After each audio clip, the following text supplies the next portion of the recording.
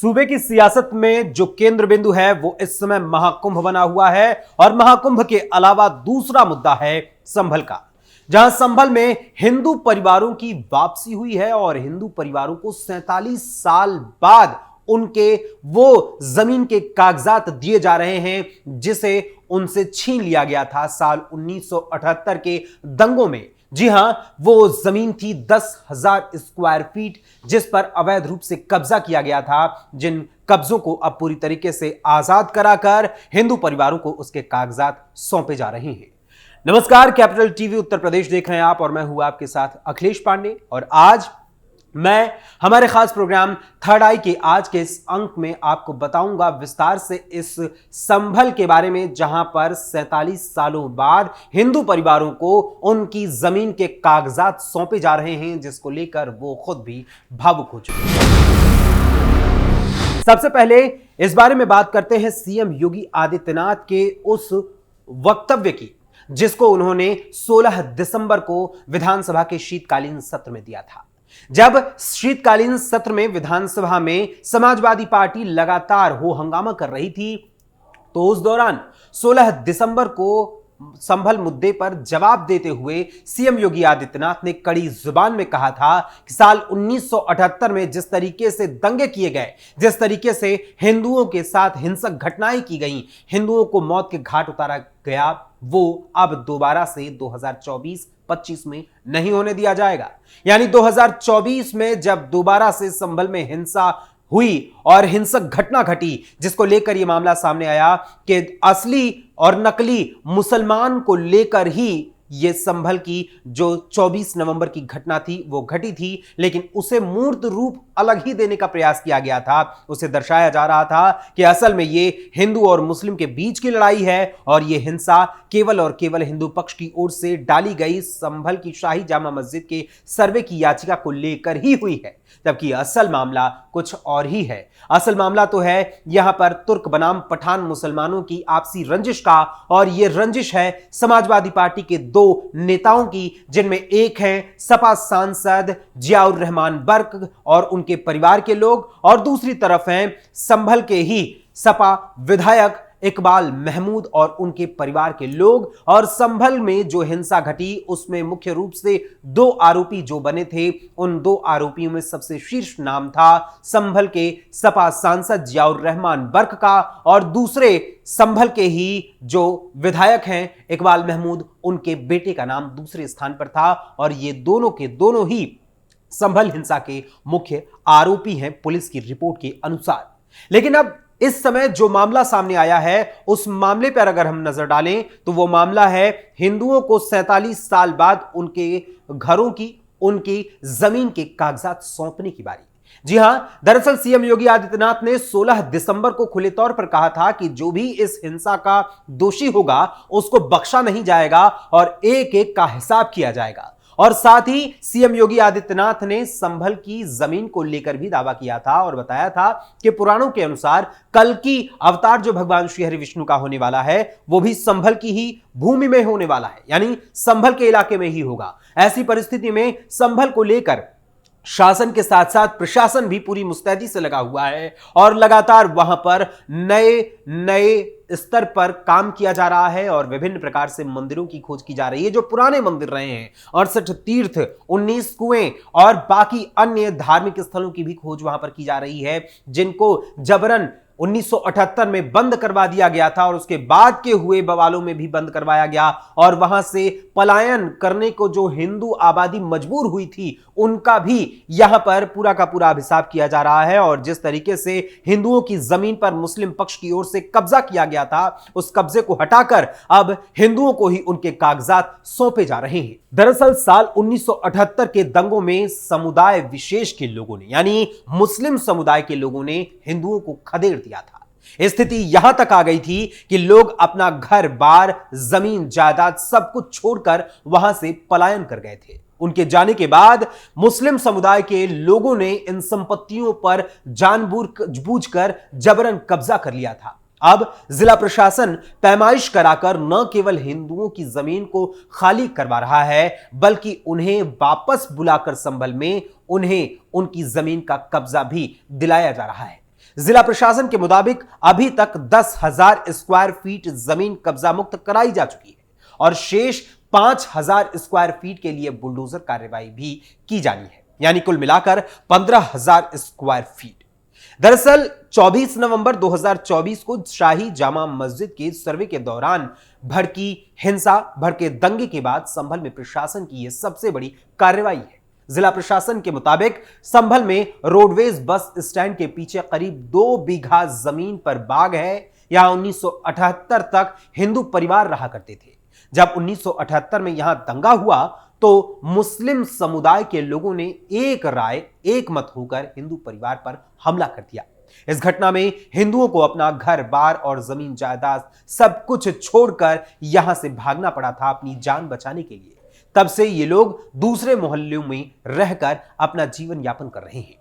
वहीं यहां गौर करने वाली बात है कि जब 1978 में दंगे हुए थे तो उस दौरान पूर्व सांसद जो रहे हैं और पूर्व विधायक भी जो रहे हैं उन पर भी कार्रवाई नहीं करने देने का आरोप लगाया गया है, यानी प्रशासन को उस समय कार्रवाई मौजूदा सांसद ने नहीं करने दी थी। जब हिंदुओं ने यहां से पलायन करना शुरू कर दिया था 1978 में, तो उनके जाते ही मुस्लिम परिवारों ने उनकी जमीनों पर कब्जा कर लिया। इस बारे में पीड़ित परिवारों की ओर से कई बार पुलिस और प्रशासन साथ ही साथ सीएम यानी कि मुख्यमंत्री पोर्टल पर भी शिकायत की गई थी। पूर्व सांसद शफीकुर रहमान बर्क पर भी आरोप लगाया गया था कि वो पैरवी नहीं होने दे रहे हैं और अब भी यही आरोप लगातार बरकरार है। अब प्रशासन ने इनकी जमीनों की पहचान करते हुए एक पीड़ित परिवार को ढूंढ निकाला। यह परिवार चंदौसी में रह रहा था। इस परिवार की मौजूदगी में एसडीएम वंदना मिश्रा ने मंगलवार को कार्यवाही शुरू की और इस मौके पर पूरी तरीके से पूरा का पूरा बाग भी मिला।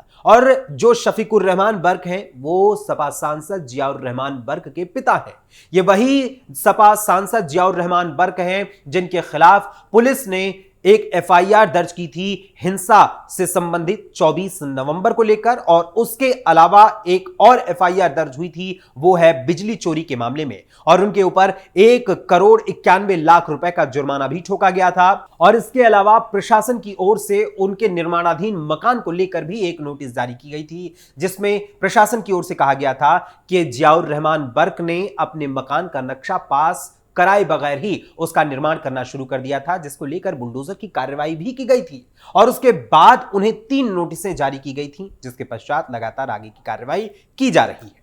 वहीं गौरतलब है कि जो ये जमीन हिंदुओं को इस समय वापस की जा रही थी या जिन हिंदुओं को वापस की जानी है जमीनें, उनमें जो वर्तमान में जमीन वापस की गई है वहां पर एक डॉक्टर ने कब्जा कर रखा था। जी हां, गौरतलब है कि यह जो जमीन हिंदू पक्ष को वापस की गई है उस पर मुस्लिम समुदाय के एक डॉक्टर का कब्जा था और यहां स्कूल संचालित किया जा रहा था। एसडीएम वंदना मिश्रा ने पूरी जमीन की पैमाइश कराने के बाद पीड़ित परिवार को यह जमीन उसका कब्जा सौंप दिया है। एसडीएम वंदना मिश्रा के मुताबिक अभी 10,000 वर्ग फीट जमीन मुक्त कराई गई है। हालांकि अभी भी 5,000 वर्ग फीट जमीन मुक्त कराई जानी है, यानी कुल मिलाकर 15,000 वर्ग फीट पर जो कब्जा था उनमें से 10,000 तो मुक्त करा लिया गया, लेकिन 5,000 स्क्वायर वो जो फीट है वो जमीन अभी भी कब्जा की गई है मुस्लिम पक्ष की ओर से, और उसको लेकर बुलडोजर कार्रवाई करने का तैयारी किया गया है और बुलडोजर की कार्रवाई की जाएगी। इसके अलावा संभल मुद्दा इस समय सबसे ज्यादा चर्चा में है तो भगवान श्री राम की